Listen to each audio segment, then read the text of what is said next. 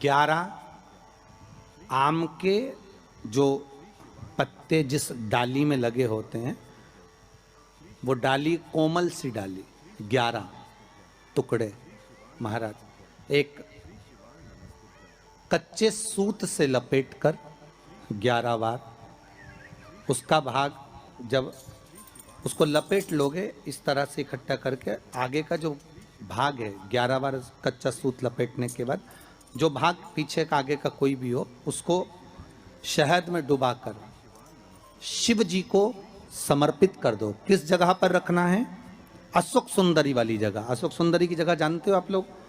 बीच में जो अशोक सुंदरी का स्थान है महाराज, उस जगह पर शहद का मुख, जो शहद आपने भिंगोया है, उस शहद का मुख शंकर जी की ओर कर कर इन्हीं नवरात्रि में शंकर भगवान के उस अशोक सुंदरी की जगह पर शहद का भाग शिव जी की ओर रख दें। महाराज अगर घर में संपदा की कमी हो या कोई पैसा खा गया हो, रुपया नहीं दे रहा हो, पैसा अटक गया हो, तो उस शहद को शिव जी की ओर मुख कर कर उस आम के पल्लव की जो डंडी है उसको 11 डंडी को वहां रख दीजिए और उससे अपनी कामना कर कर आ जाइए। हो सके उस शहद में से थोड़ा सा शहद किसी रुमाल पर, किसी कपड़े में लगाकर उसको रख लीजिए। जिस व्यक्ति से पैसे लेना है, जिस व्यक्ति से पैसे मांग रहे हो, उससे एक बार जाकर मिल लीजिए, एक बार उसको खबर कर दीजिए। बाबा चाहेगा भोलेनाथ तो नवरात्रि में ही पैसा वापिस आ जाएगा, अगर शिव कृपा कर दे। ये बाबा की करुणा। आम का पल्लव कोई साधारण नहीं जिसको कलश के ऊपर रखा जाता है, शिव की कृपा। जिस आम के पेड़ पर स्वयं कामदेव चढ़कर भगवान शंकर के तीसरे नेत्र द्वारा जलकर भस्म हो जाते हैं, वो आम का पेड़ साधारण नहीं हो सकता। पत्ता होता है आम का, जो पल्लव होता है, उस आम के पत्ते पर हल्दी और सिंदूर, इन दोनों से स्वस्तिक का निर्माण किया जाए। देवी भागवत का संवाद है, बहुत ध्यान देना महाराज। जिन कन्याओं का विवाह ना हो, पंचमी के दिन, नवरात्रे की कोई सी भी पंचमी, मतलब जो पंचमी तिथि पड़ेगी, कोई भी नवरात्र हो, चाहे वो 4 नवरात्र में से, चाहे वो पौष का हो, अश्विन का हो, चैत्र का हो, आषाढ़ का हो, किसी भी नवरात्रि में आप कर सकते हैं। एक पान के पत्ते पर, एक ही पत्ते पर जो 2 स्वस्तिक बनेंगे, एक हल्दी का बनेगा, एक सिंदूर का बनेगा। बस अंतर इतना है, जो हल्दी का स्वस्तिक है उस पर कंकु के चावल अर्थात रौली के चावल, रौली कुंकू के चावल रखना है, और जो सिंदूर का है उस पे हल्दी के चावल रखना है। इतना रखकर, जिस लड़का लड़की का विवाह नहीं होता उसकी हथेली पर रखकर उसका नाम और गोत्र बोलकर महाराज उसको ले जाकर नीम के पेड़ के नीचे उसको रख दिया जाता है। मात्र 3.5 या 4 महीने ऐसे रहते हैं जिसके अंदर उस लड़का लड़की का विवाह पक्का हो जाता है। जिसका विवाह नहीं होता केवल उसी के लिए, जिसका मंगल विवाह ना हो रहा, आम के पल्लव में शिव का वर प्रदान है, आम के पल्लव में शंकर का आशीर्वाद। कितना सुंदर बात है, जरा ध्यान दीजिएगा। अगर आप थोड़ा सा पूजन में चावल भूल गए तो आपके मन में आ जाता है कि मैंने चावल नहीं चढ़ाया। बोला आता है कि नहीं आता?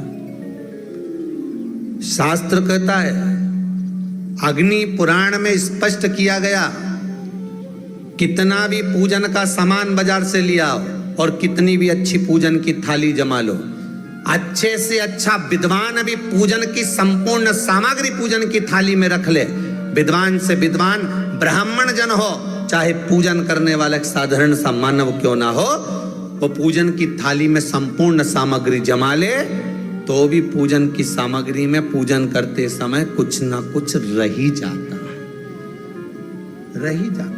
अच्छे से अच्छा विद्वान भी पूजन की सामग्री में थोड़ा ना थोड़ा रह गया।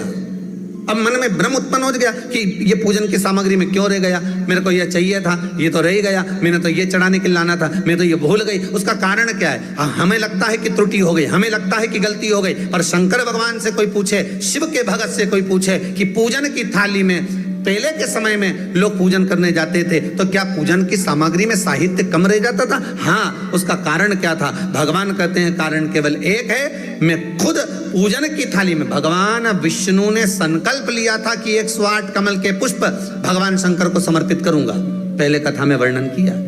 108 कमल के पुष्प भगवान को दूंगा। जब आखिरी दिन महीने का पूर्ण होने जा रहा था, श्रावण के महीने का, भगवान ने एक पुष्प को निकाल लिया, उसमें पूजन की थाली में एक फूल कम कर दिया। अब आपको लगे, परिवार को लगे, कुटुंब को लगे, किसी को लगे,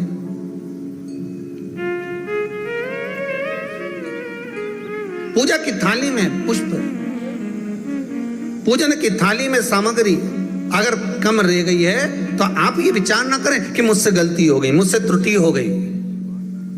भगवान रुष्ट हो जाएंगे। भगवान अपने भक्त से कभी रुष्ट नहीं होता साहब। ये दुनिया के लोग कहते हैं कि अगर पूजन नहीं करेंगे, हमने ये ऐसा नहीं करेंगे तो रुष्ट हो। नहीं नहीं नहीं, भगवान रुष्ट नहीं होता। भगवान कभी रुष्ट नहीं होता अपने भक्त से। पूजा की थाली में सामग्री नहीं है, उसका कारण क्या है? भगवान शंकर की कथा कहती है, जिस दिन पूजन करने बैठे जान कर कोई सामग्री मत छोड़ कर जाना, नहीं तो तुम लोग हंसी खेल में कि चलो ये मत ले जाओ। नहीं, आप पूरी सामग्री जमाओ, और कोई सामग्री आप भूल गए हो तो समझ लेना कि भगवान आपके दरवाजे पर आने के लिए बेकरार हैं। भगवान आपके दरवाजे पर आना चाहते हैं। अगर कोई सामग्री छूट गई है, कोई सामग्री रह गई है, जान कर हमको नहीं। वीडियो पसंद आए तो लाइक और सब्सक्राइब करना ना भूलें। ज्यादा से ज्यादा लोगों तक शेयर करें ताकि सभी लोग इसका लाभ उठा सकें। मिलते हैं अगले वीडियो में, तब तक के लिए श्री शिवाय नमस्तुभ्यं। कहते हैं मेरे राम ने प्रतिदिन मां आद्यशक्ति को निमंत्रण दिया और मां जगतजननी से विनती निवेदन कर कर कहा कि आपको प्रतिदिन आना पड़ेगा। इसलिए देवी भागवत में लिखा है कि नवरात्रि में एक दिन, जैसे प्रतिपदा है, पहला दिन है तो एक कन्या का पूजन करो, द्वितीया है तो 2 कन्या का पूजन करो, तृतीया है तो 3 कन्या का पूजन करो, चतुर्थी है तो 4 कन्या का पूजन करो, पंचमी है 5 कन्या का पूजन करो, छठ है 6 कन्या का पूजन करो, सप्तमी है 7 कन्या का पूजन करो, अष्टमी है 8 कन्या का पूजन करो, नवमी है, जम के बोलो, 9 कन्याओं का पूजन करो। और अगर इस तरह से आप पूजन नहीं कर सकते नवरात्रि में तो 9 कन्याओं का पूजन एक साथ या तो अष्टमी के दिन या नवमी के दिन कर दो, या मध्य में, बीच में भी आप कर सकते हो एक साथ। पर अगर आपकी कोई कामना है, आपकी कोई इच्छा है, मालूम पड़े, जैसे कई लोग कहते हैं कि हमारी इच्छा है, हमारी वो मकान नहीं बिक रहा, या हमारी वो जमीन नहीं खरीदी जा रही, या हमारी कोई कंपनी नहीं डल रही, या हमारे काम में ये अड़चन आ रही है, तो नवरात्रि में, 4 नवरात्रि में से किसी भी नवरात्रि में आप नियम बना लो कि एक कलश की स्थापना कर कर एक दिन में एक कन्या का पूजन कर कर उसको भोजन कराना, लाल वस्त्र देना, लाल चुनरी देना, दूसरे दिन में 2 कन्याओं का पूजन कर कर लाल वस्त्र ओढ़ाना, लाल चुनरी देना, तीसरे दिन में 3, चौथे दिन में 4, 5वें दिन में 5, ऐसे 7-9 दिन तक एक एक कन्याओं के क्रम को बढ़ाते बढ़ाते बढ़ाते बढ़ाते आप उस पूजन का विधान प्रबल कर सकते।